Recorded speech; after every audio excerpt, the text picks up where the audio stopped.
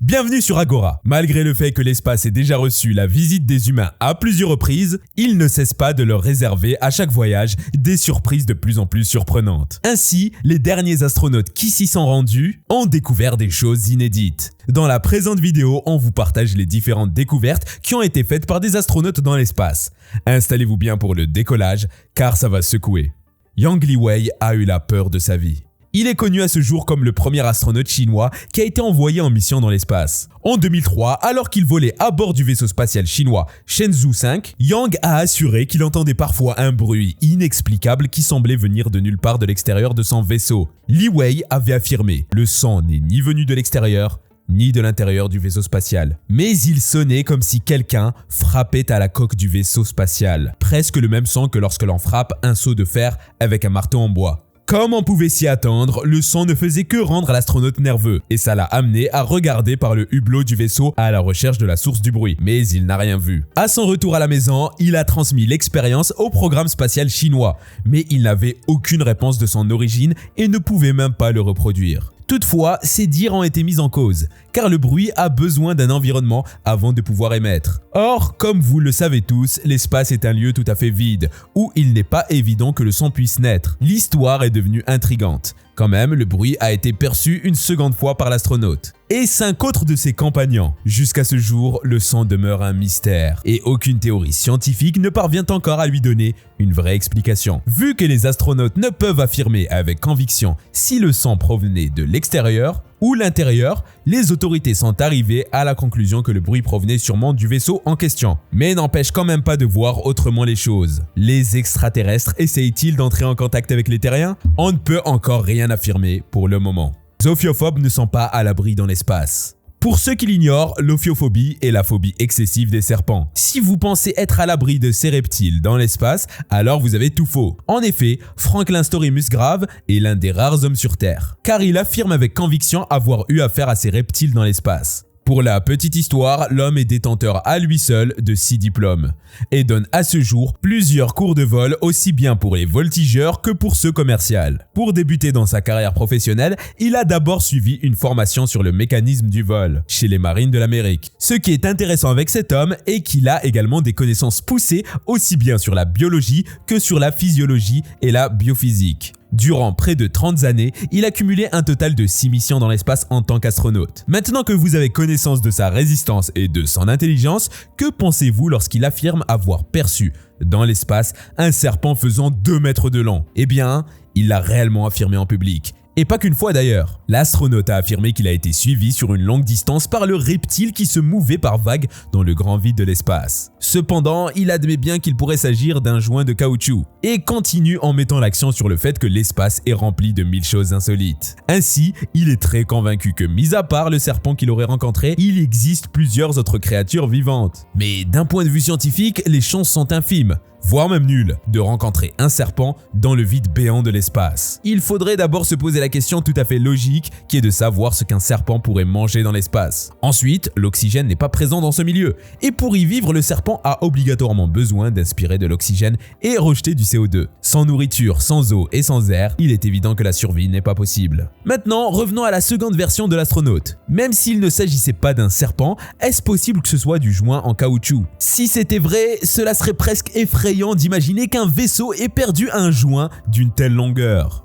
De la musique dans l'espace. Dans les années 1969, tout l'équipage d'Apollo 10 a entendu une musique très étrange dans leur casque. Le commandant était Thomas Stafford et il était assisté par le pilote de module de commande John Young.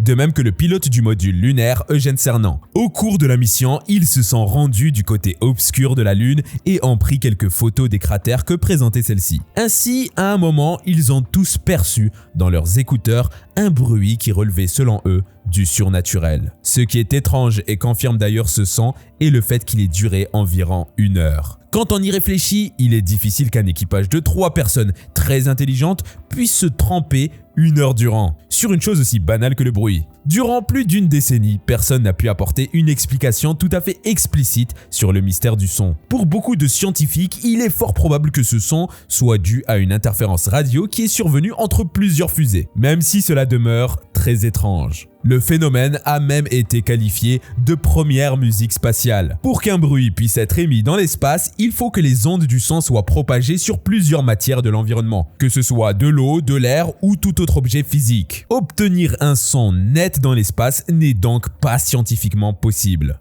Les humains sont surveillés par des extraterrestres. Les premiers humains ont mis pied sur la Lune en 1969 grâce à la mission Apollo 11. Toutefois, même si cette dernière s'est déroulée sans réelles entraves, les astronautes ont fait des découvertes époustouflantes. En effet, l'un des astronautes, Buzz Aldrin, a fait une déclaration publique selon laquelle il aurait aperçu une lumière dans l'espace lorsque l'équipage se rapprochait de l'alunissage. D'après l'astronaute, la lumière aurait suivi le vaisseau pendant un long moment, avant de disparaître. Quelques années plus tard, en 1972, un autre astronaute connu sous le nom de Charles Mosduc a été photographié, se tenant au bord d'un cratère. Certes, il n'y a rien de mal à vouloir immortaliser un moment aussi unique de sa vie. Cependant, ce qui est très intriguant, c'est la boule de lumière se trouvant au-dessus du côté gauche de l'astronaute. Cette lumière, aussi petite et banale qu'elle soit, a fait couler beaucoup d'encre et a fait naître plusieurs théories liées à la vie extraterrestre. Selon de nombreuses analyses, il tirerait son origine des extraterrestres ou encore d'une lumière émise par des vaisseaux spatiaux qui espionnaient les activités humaines sur la Lune. Mais cette théorie mérite d'être mise en cause, car cela signifierait non seulement qu'un autre peuple existerait, mais également que ce dernier s'était très bien développé et avait développé suffisamment sa technologie au point d'émettre des lumières si puissantes et également d'espionner depuis une si grande distance. Par ailleurs, des années plus tard, Buzz Aldrin a émis la théorie selon laquelle la lumière que son équipage et lui ont aperçue serait originaire de l'éjection de la fusée. Finalement, donc ils en sont arrivés à la conclusion qu'il s'agirait du reflet émis par l'une des pièces du vaisseau qui avait été éjectée. Toutefois, cette théorie n'a pas été divulguée au grand public. Dans le même temps, il s'avère nécessaire de donner une explication à la photo de Duke. Les scientifiques ont donc fini par avancer qu'il y avait un reflet de lentille dans le contre-jour. Il s'agit là d'une explication tout aussi banale que celle qui a été donnée concernant la lumière de Buzz. De nombreuses personnes se posent alors la question de savoir pourquoi il a fallu tant d'années aux scientifiques et dirigeants pour trouver de telles explications, si elles étaient vraies. Au fil des années, plusieurs rumeurs ont fait apparition à propos de l'astronaute Aldrin et des affirmations qu'il a faites et à propos de ce qu'il aurait vu. D'après de nombreux fanatiques, les chaînes de télévision ont délibérément ôté une petite partie de la retransmission lors de l'alunissage, afin de ne pas avoir eu la version originale de la vidéo qui montre ce qui s'est passé à ce jour. Sur ces images, Buzz aurait affirmé voir non seulement de la lumière, mais également un objet qui semble être un vaisseau spatial et qui planait juste au-dessus de la Lune. Quand il annonce au poste de contrôle sur Terre ce qu'il voit, sa remarque n'est pas prise en compte et les autorités lui demandent de se hâter de réaliser la mission pour laquelle il a été envoyé, puis de retourner sur Terre. Cela semble louche. Mais souvenez-vous très bien que cette partie du récit n'est que pure spéculation. Certes, avec le temps, plusieurs enregistrements ont été divulgués comme preuve. Mais malheureusement pour ces fanatiques, aucun d'entre eux n'a été reconnu par les autorités comme étant authentique. Il y a donc de fortes chances qu'ils aient été mis au point dans le but d'un canular. Alors, il serait mieux pour vous de prendre cette information avec une certaine légèreté. Nous ignorons jusqu'alors ce qui s'est vraiment passé à ce jour et également la vraie origine des différents faisceaux lumineux. Les ovnis existent déjà. Les mystérieux objets volants que vous voyez tous les jours dans les films de fiction existeraient déjà sur la Lune. Il existe à ce jour aussi bien des histoires délirantes que des rapports sur ces objets volants. Ce qui est encore flippant est que la plupart du temps, ces histoires et rapports proviennent des personnes tout à fait sérieuses et ayant leur faculté mentale en parfait état. En effet, lorsqu'Armstrong a atterri sur la Lune, Buzz Aldrin, le même astronaute qu'on a abordé plus haut, aurait signalé la présence de deux ovnis au-dessus de sa tête.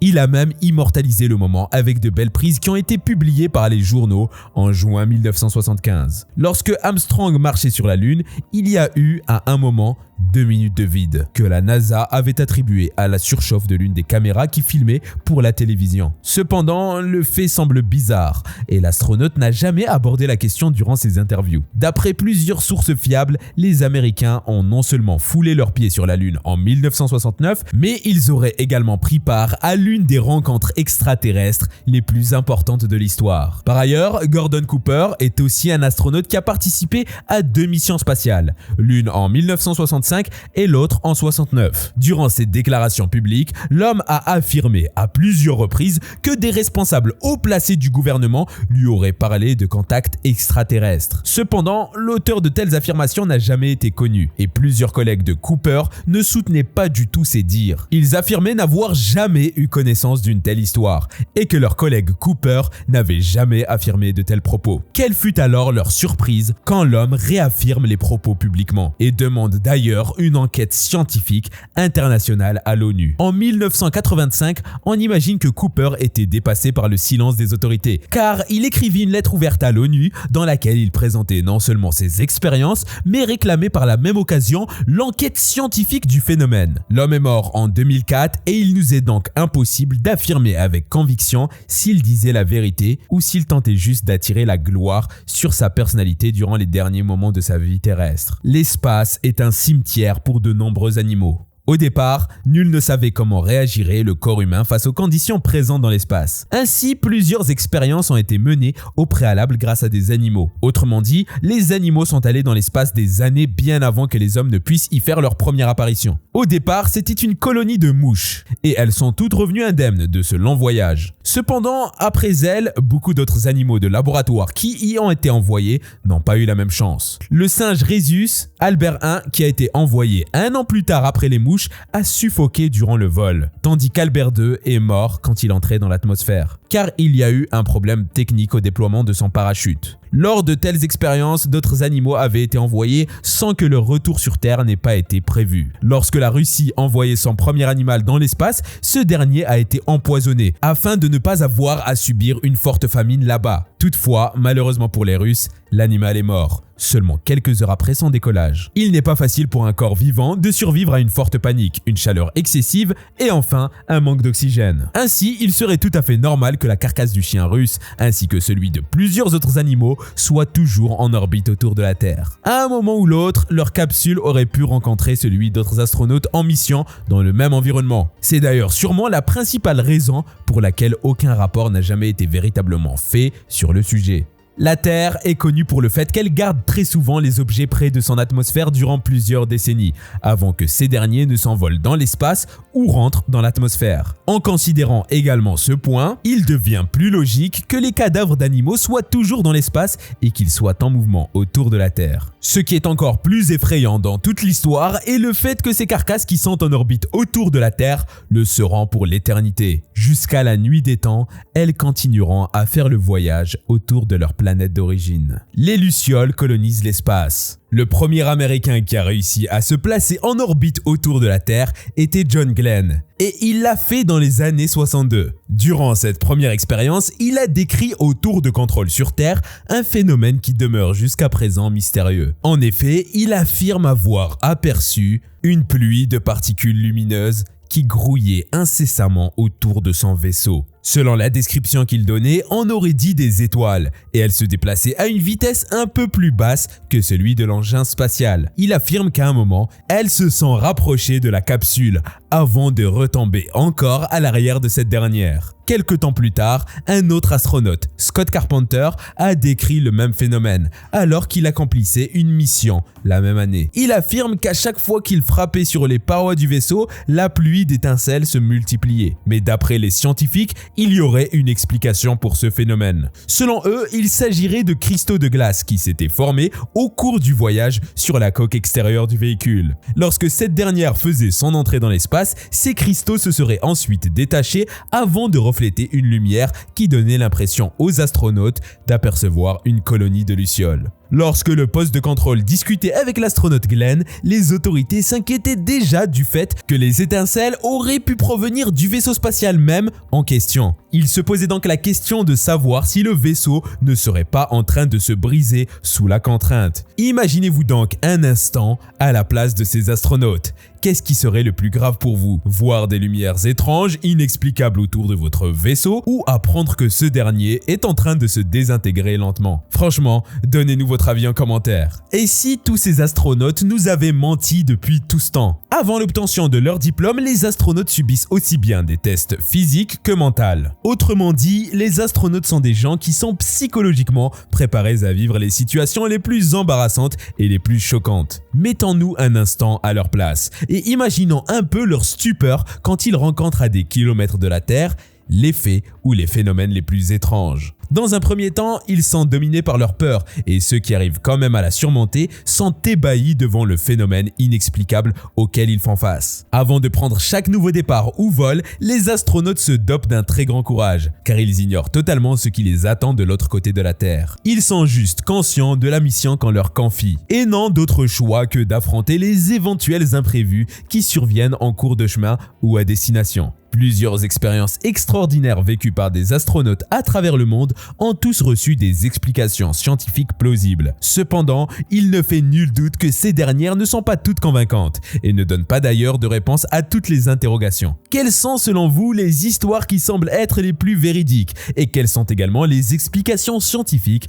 les plus plausibles?